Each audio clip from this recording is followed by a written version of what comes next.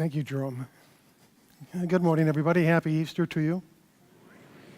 As we all know, there's two dimensions to our existence. There's a spiritual part of us, that part of us that is invisible, that can't be seen. It's the soul, the very part of us that existed before we came into this world and will continue to exist afterwards. And then there's also the human part of us, that physical aspect where we have senses to maneuver around the physical world. And earlier, when the choir was coming in, I had this spiritual experience as they sang, and the feeling of this room, and it was just magnificent. Then I had a very human experience as I looked out at all of you. I looked at your faces, and I thought to myself, this is a dandy day to take up an offering.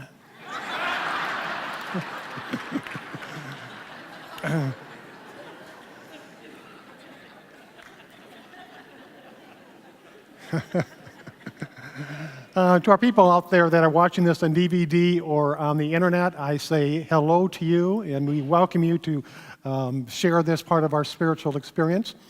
My good friend Tom Brown in South Dakota, I say hi. My good friend Vitamin Mike down in Houston, I say hi to you as well. And you can send your offerings to 707 West 47th Street, Kansas City, Missouri. Okay. Two chocolate bunnies, the day after Easter, sitting side by side in the refrigerator.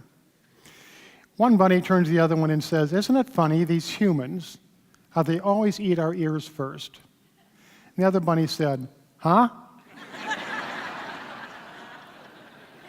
For those who haven't been here for a year, I'm glad that you're here to share my humor. I know that that's probably one thing that you've missed. Anyway, I welcome you. I welcome you here this Easter Sunday. This whole Holy Week began last Sunday, Palm Sunday. That was the day Jesus rode into Jerusalem on the back of a small donkey, and there were literally thousands of people at the side of the road waving palm branches and praising him, for he was the Messiah. He was the promised one. He was the one that came them to relieve them of their burdens, to free them of the oppression that the local church was putting on them, to allow them to live a life that had much more joy and much more happiness.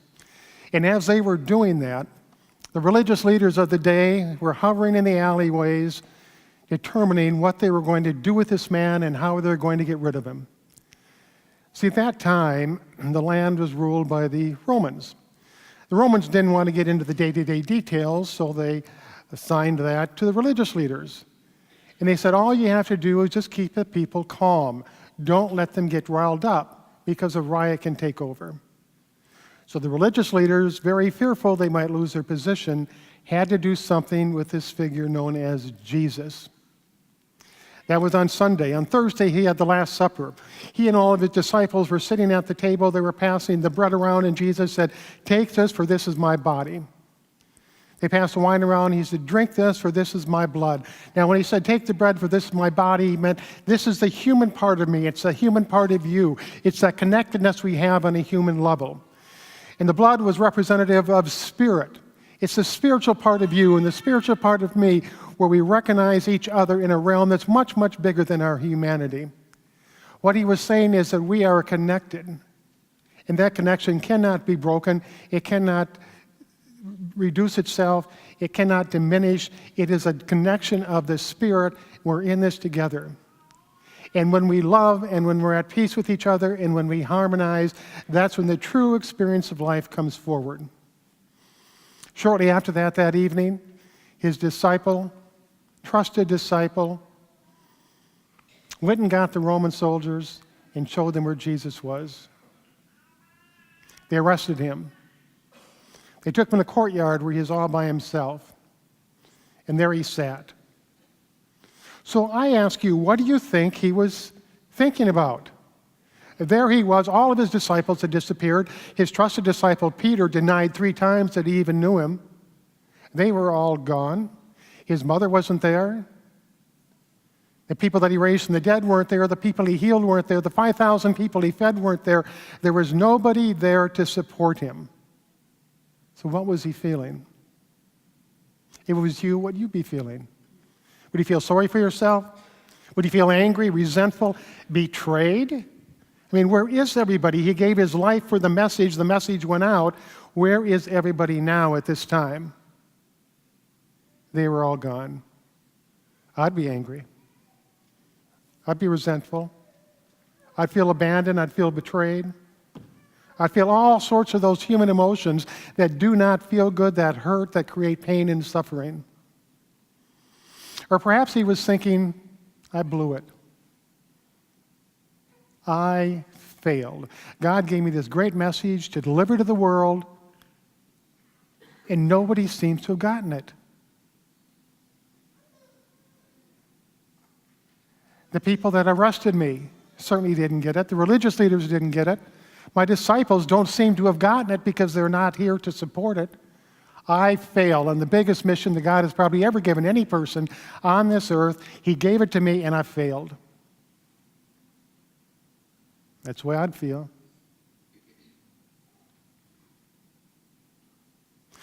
But the very last words of Jesus on the cross were, forgive. Forgive them, for they know not what they do. And in that, I'm sure he also thought, I need to forgive myself because it's not me. I was given the message, I delivered it. And it's not my responsibility if the consciousness of human beings hasn't risen to the point where they grasp it and they see the importance of it. It's forgive. Jesus was not going to leave this world filled with hate or resentment or betrayal or any of those other negative emotions that dampen or soil our divinity, because that is what we are. We are born of God. We have the Christ within us, and that Christ is the spirit within us, the potential within us to rise above and move beyond all the ugliness that exists on this earth. We have that consciousness within us. And that was the whole point of his message. If something interferes with that, forgive it. If somebody offends you, forgive them. If somebody betrays you, forgive them. If life does something to you that doesn't seem fair and that hurts and that you suffer under, forgive it. If something happens and you blame God for letting it happen, forgive it. Forgive. How many times forgive? Jesus said 70 times 7, which means you forgive and you forgive and you forgive and you forgive. And if you truly desire to release yourself of the burden and the pain and the suffering that you're experiencing, you continue to forgive, and each time it whittles away down to nothing. Everybody here, or most of us, know that what we think about expands. You think about hate, that hate is going to expand. You think about betrayal or resentment, that betrayal and resentment is going to expand within your mind. Whatever negative emotion you dwell on, that is going to expand, and we become what we think about most of the time. So that brings us to two questions. First of all, what kind of person do you want to be? Do you want to be an angry person? The next time you get really, really angry, take just a moment to look at yourself in the mirror. It is not a pretty sight. And you know people, you've seen people who are angry. You know, the face gets distorted, the color of them changes. It's not natural. It hurts, and that hurt can be seen in the person's face. What kind of life do you want to live? Do you want to walk down a path that is filled with resentment, with hatred, with all sorts of hard feelings? Because if you walk that path, you do it willingly. Nobody can force you to do that. Or do you want to walk down a path in which you can just harmonize with that which is around you? And if somebody tramps across the landscape of your life, you forgive it and continue on. Forgiveness is the greatest teaching Jesus had, because he knows until you forgive, whatever it is that is bothering you cannot rise up and truly experience the oneness of the earth. It's forgiveness. So the next question is, how do we do that? How do we forgive? I've had resentments and I've had anger that I've tried to forgive, and I can't. For some reason, I hang on to it. I want to.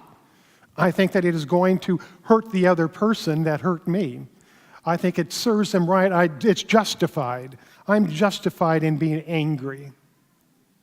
But all it does is fill me with this toxic venom that doesn't feel good.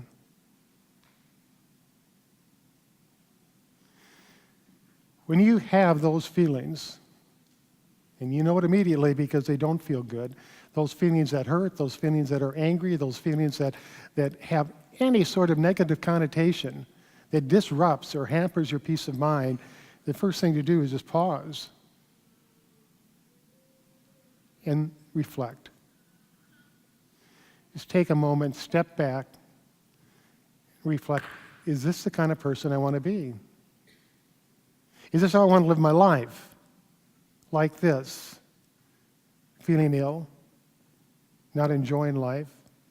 When I have control over it? When I have the power over my thoughts?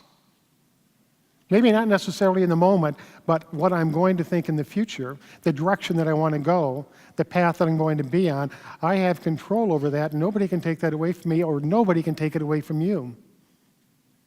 You get to choose the emotional experience you have here in this lifetime.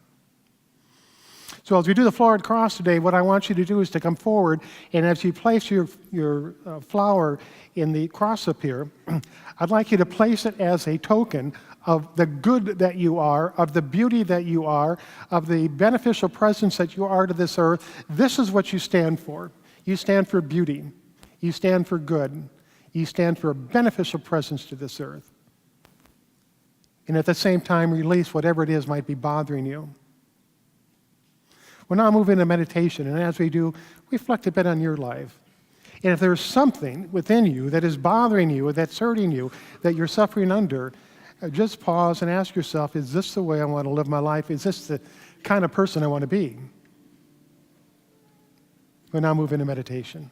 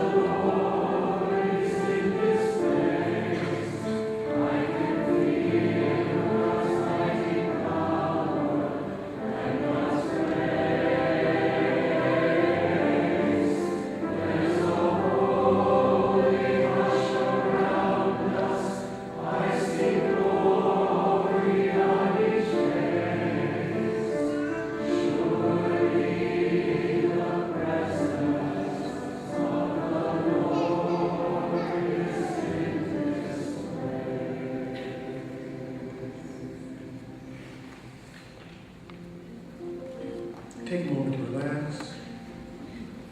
Take a deep breath. Exhale. And as you do so, find yourself even becoming more relaxed, more at peace,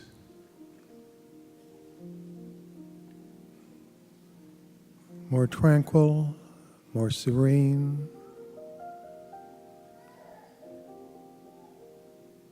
This is your moment. Your moment to be free of any stress, any agitation, any irritation. that might be bothering you.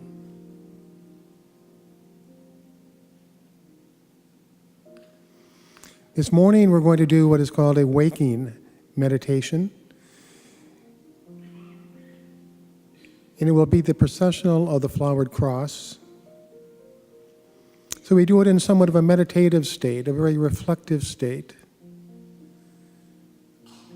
And we say to ourselves, I am love, I am peace. As you put your flower in the cross, you say, I am love, I am peace. We'll start with the back row moving forward. We ask you to move down this side aisles and return to your seat through the center aisle, and the ushers will direct you.